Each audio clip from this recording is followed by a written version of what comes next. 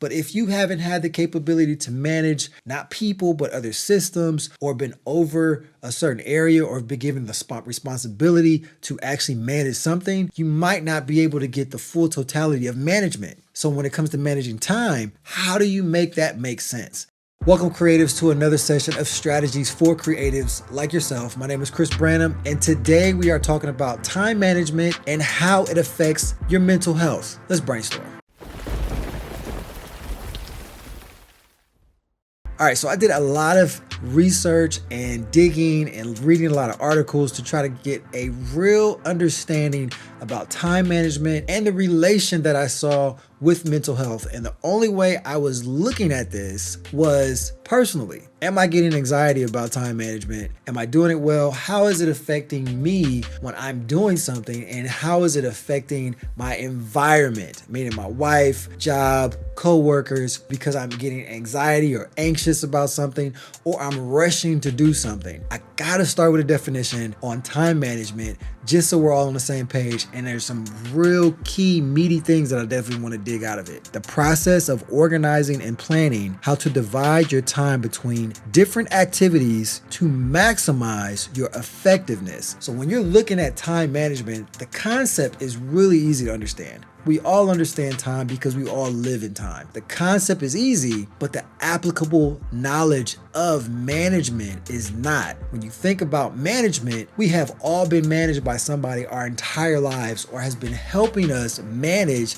our livelihood in its totality. Our parents help manage us from a child up until the point where we're responsible enough to do things on our own. After that, you go off to school. You're managed again with information being given to you, what you're supposed to do in school, when you're supposed to leave school. Then you're managed again on your job. Then you're also managed again if you go into entrepreneurial areas based on your clientele base, governmental roles, laws, and activities that you have to do on a day-to-day basis. Even in a society, you're going to have to be managed by something. Work-life balance does not exist, but time management does. How are you leveraging your 24 hours? What are you doing? Family time, friend time, job time, vacation time. If you are trying to figure out how to leverage and maximize your 24 hours, join the free community, Strategies for Creatives, and let's make your next steps your best steps. A lot of us have not had the opportunity to manage anything else. You might have been given responsibilities, but if you haven't had the capability to manage not people, but other systems, or been over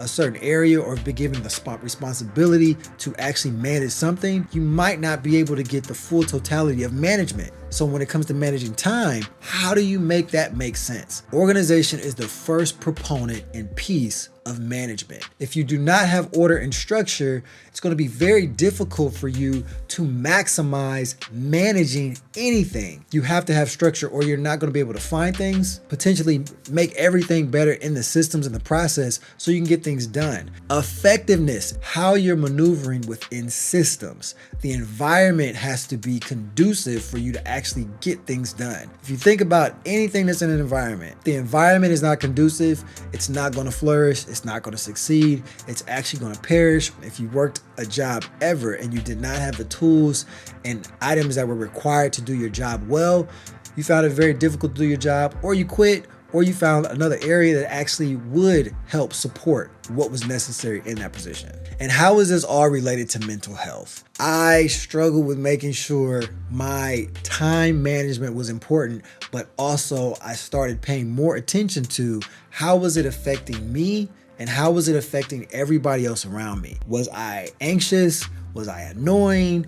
Was I frustrating other people because I was trying to be there on time? There's so many things that came into play when I was dealing with my personal mental health to try to make sure time management was a key proponent. My emotional, physical state was very interruptive to other individuals. I was a stickler for time management, but the thing with time management is there's prep necessary. If you are driving somewhere else and you are trying to meet a deadline, or you're trying to manage the time frame in between drive time and travel, all of that needs to be calculated. Are you prepped and having everything ready in order to leave on time? That was something that I struggled with. I wanted to be on time, but was I, based on everything that I had to do prep wise in order to leave on time and actually make my deadline or make the time frame where I told someone else I would be there at that specific date? day. The other key component that I looked at with this, the value that I placed on whatever I was trying to manage within the time frame. That had to deal with organization, that also had to deal with prioritization. But if I did not value what I was prioritizing, it was going to be left to the wayside. I was going to compartmentalize it somewhere else, and it wasn't going to be as significant within the process, which then now you start to deal with issues of anxiety because you didn't give it the value that it was supposed to have, or you gave something else more value than what was required in that allotted time frame for time management. Thinking about your value is going to help you understand what things are important in the moment and in the moment of the time that's allotted. Limiting your distractions. This is not easy, but it's going to have to be a part of time management, and it's going to help your mental health and your mental capacity because you're not going to be focused on other things that are distracting you. It's going to take away from your focus. It's going to take away from what is required and what is necessary in order for you to get the job completed and do it in a timely fashion. This is also going to lower your stress level, heart rate. You're going to be able to relax even more because your mindset is going to be focused on exactly what you need to do rather than trying to fit other things in there. I didn't think about talking about, but I'm going to mention it now. How are you calculating your time frame within the day? Your calendar should not look packed. It should actually look manageable. It might be one or two major things on your calendar and then maybe peppered with one or two other things. At the max, I try to have 5 things on my calendar. That's it. If I add anything else, I know it's going to get moved because I know I'm overloading my mindset to try to make sure I can figure out another product or figure out another concept or another system. And now I'm wasting energy and time on something that I know I should not be doing right now. And if you're really trying to focus one main thing per day that you want to get done and time manage it, because there's so many other things that you got to think about. And this is all about implementation. So how you implement time management, how it affects your mental capacity, your mental health, is always going to go back to, are you organized? Are you valuing what you're organizing? And are you prioritizing those things within the day?